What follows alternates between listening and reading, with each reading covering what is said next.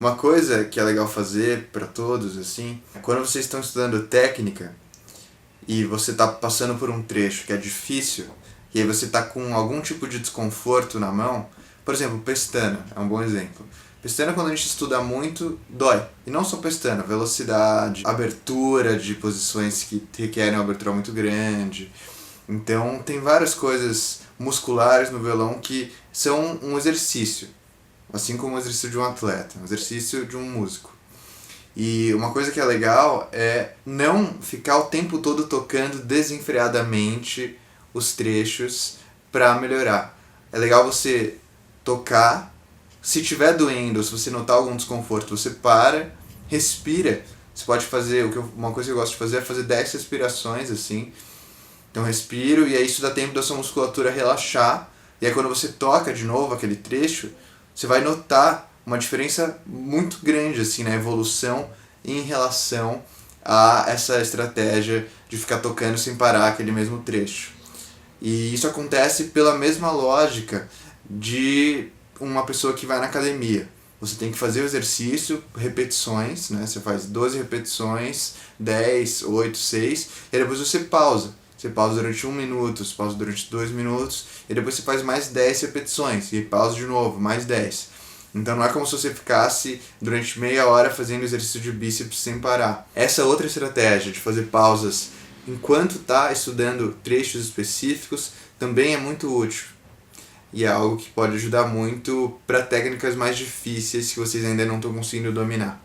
O estudo que eu vou te sugerir é o seguinte: você vai começar tocando a peça, aí toda vez que você cometer um erro, você vai olhar para aquele trecho que você cometeu o erro, pensar por que você cometeu aquele erro. Se você não conseguir saber, não tem problema. Mas você pensa um pouco, só para pra pensar. Ao invés de falar, putz, errei, que droga, você para e pensa, bom, aqui eu não coloquei força suficiente no polegar. Aqui a mão direita enroscou em algum lugar. Toda vez que você perceber um erro, você para e pensa, e aí você pega esse trecho e repete esse trecho algumas vezes. Não precisa usar ainda o contador, não precisa usar a estratégia de tocar 3 vezes sem errar, só repete aquele trecho algumas vezes para sua mão se adaptar ao trecho.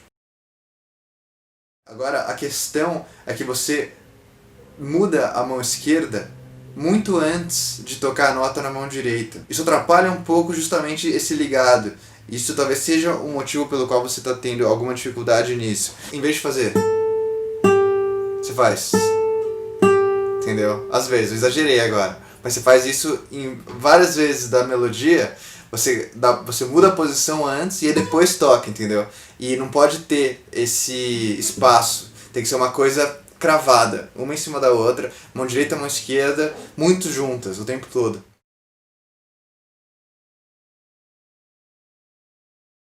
É uma grande questão essa mesmo, porque a gente não sabe se a gente está com a digitação errada ou se a gente não estudou o suficiente. É uma coisa muito comum de acontecer.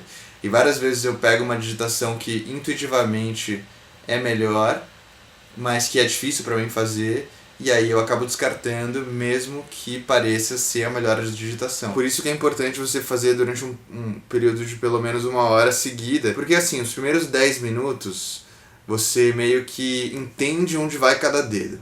Aí depois dos próximos 20 minutos, você vai se adaptando aos poucos à posição. E aí a última meia hora é para você realmente começar a se sentir confortável com a nova digitação, tá? Então, menos que isso, você vai automaticamente, porque você já tocou tantas vezes com a pestana inteira, seu cérebro vai automaticamente te jogar para a pestana inteira. É normal que isso aconteça. Por isso que a gente tem que trabalhar nela algumas vezes durante um tempo um pouco maior para conseguir mudar na cabeça a posição que a gente já decorou. Às vezes é mais difícil você reaprender uma peça do que você aprender pela primeira vez. Então você faz num andamento lento, mas não ultra lento, lento o suficiente para você se sentir confortável, lento para não ser tão desafiador, né? Então não é nem aquele lento que a gente nem consegue saber onde que tá o metrônomo, nem aquele lento que dá aquela afobação de tocar mais rápido e tal. Então tocar lento. Tudo que você toca você tem que preparar antes. Tudo. Você vai tocar 2 notas, a primeira quando está tocada, a outra já tem que estar ali. O dedo já tem que se movimentar para fazer o que vem a seguir. Você tá tocando violão sempre já pensando na nota que vem a seguir, na posição que vem a seguir. E aí isso faz com que a música ganhe um sentido, uma fluidez, uma facilidade. Você usar um ralentando para dar tempo para você fazer uma posição que você está com dificuldade técnica. Então você toca e aí você faz uma pequena fermata, até às vezes não é nem um ralentando, e aí você cai na posição. O ideal é que você não submeta a música à técnica, entendeu? Que a música seja a prioridade. Então em alguns trechos que você fez isso, provavelmente você não faria se você estivesse cantando essa melodia, porque não ficaria difícil de cantar. E aí como fica difícil no violão, dá uma atrasada, e aí a música fica um pouquinho arrastada nesses trechos específicos. É algo que eu tentaria focar. Um estudo legal é tu estudar essa música inteira com metrônomo, para que você consiga tocar a música do início ao fim no mesmo andamento. Por quê? Porque isso vai te dar uma liberdade para fazer o que você quiser em qualquer trecho da música. E depois que você conseguir ter essa liberdade de moldar a peça da maneira que você quer e não submetido à técnica, você vai poder explorar a interpretação da maneira que você quiser e ser ainda mais criativo do que você está sendo. Então é uma maneira de ganhar segurança e uma maneira de você se apropriar do ritmo de uma maneira um pouco mais consciente, de uma maneira um pouco mais sólida. Não é ruim você praticar escalas, nunca é ruim. Você está estudando, você está aprendendo as escalas, você está se familiarizando com os shapes, que é algo legal. Se um dia você quiser improvisar, se um dia você for analisar as músicas, para você também saber onde está a melodia em relação à escala, tudo isso é legal. E a técnica, obviamente, vai ter uma evolução se você estudar exercício de escala, exercício de arpejo, esses exercícios que as pessoas passam normalmente. A minha questão com isso é: você está estudando aproximadamente 2 horas e meia por dia. Eu acho, sinceramente, que você dedicar 1 hora dessas 2 horas e meia só para exercício de escala é um tempo que você poderia estar utilizando para estudar, por exemplo, interpretação, que é algo criativo que tem a ver com uma profundidade musical, que talvez seja mais importante para você do que o desenvolvimento da técnica da escala especificamente. Uma coisa que você pode fazer é usar a escala como exercício de aquecimento, que é uma maneira de conciliar as duas coisas, né? Tem gente que precisa muito fazer aquecimento e eu acho que é saudável você não sair já tocando fritação. Eu acho que é importante você ter algum tipo de consciência, pelo menos, de que o seu corpo precisa se adaptar ao movimento, né?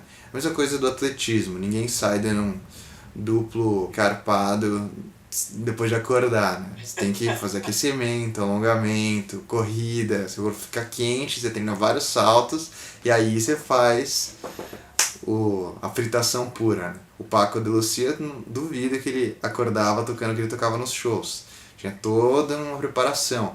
Ele tinha uma história de que todo show ele chegava 4 horas antes no teatro para ficar em cima do palco, aquecendo e lixando a unha e se preparando. Só isso já diz muito, né, sobre o como você precisa preparar o seu corpo para atingir uma performance técnica que não prejudique o seu corpo, uma performance técnica de um nível do Paco, né, que é uma coisa que pouquíssimas pessoas no mundo conseguiram fazer. Mas a gente também aplica isso a vários graus de dificuldade. Então eu acho que assim, tudo é uma questão de onde você está investindo o seu tempo. Eu não acho que seja uma má ideia estudar escala. Se você falar, Arthur, você prefere que eu estude 1 hora de escala por dia ou que eu não estude nada de violão?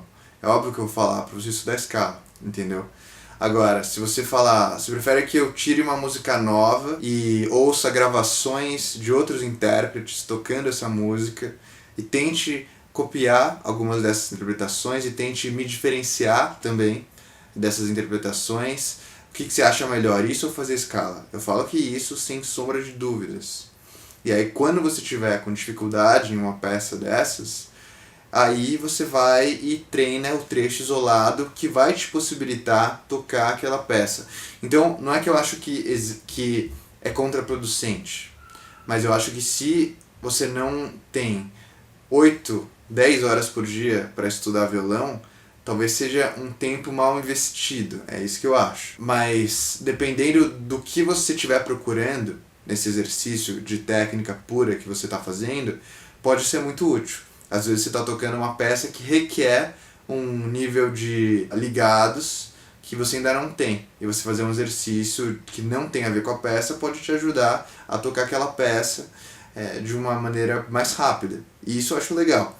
O Penese é um dos grandes violonistas do Brasil, assim, ele ganhou o Prêmio da Música Brasileira no passado, tem um trabalho lindo no choro e é um virtuoso do violão. Ele me mostrou uma pasta que tinha tipo centenas e centenas de exercícios que ele criou para enfrentar dificuldades de alguma peça.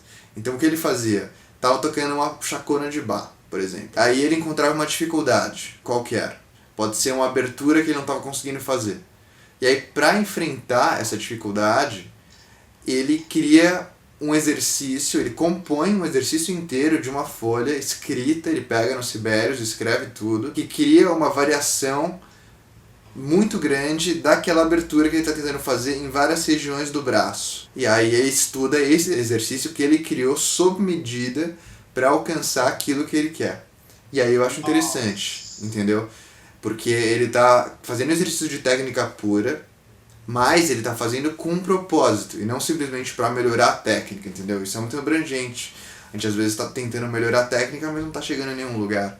Mas ele não, ele faz isso com muita clareza do caminho que ele está seguindo. E é um investimento de tempo gigante. Então é um comprometimento muito grande que ele tem, e é interessante porque o resultado técnico que ele produz é muito impressionante. A estratégia que eu gosto de usar mais, Walter, é a de pegar os trechos específicos da música e tocar muito lento, isoladamente, aquele trecho, com diferentes andamentos no metrônomo. E aí isso, ao longo dos dias, vai fazendo que você consiga tocar sem errar. Eu nunca vi, de todas as pessoas que eu já dei aula, de todos os colegas da faculdade, eu nunca vi alguém falar, eu estudei durante um mês esse trecho todos os dias e não consigo tocar. Geralmente acontece, a pessoa tenta estudar e aí ela não consegue durante uns 2, 3 dias, não vê evolução e ela desiste e fica por isso mesmo. Então o que é importante é você, mesmo que não consiga ver uma evolução técnica tão clara, é importante você continuar seguindo em frente com a confiança de que o seu corpo vai se adaptar àquilo ao longo do tempo, sempre sabendo para onde você quer ir, mas sem a pressa que vai fazer você ficar desestimulado e, por consequência, parar de insistir naquilo. A insistência, a gente precisa ser meio teimoso assim, para tocar violão.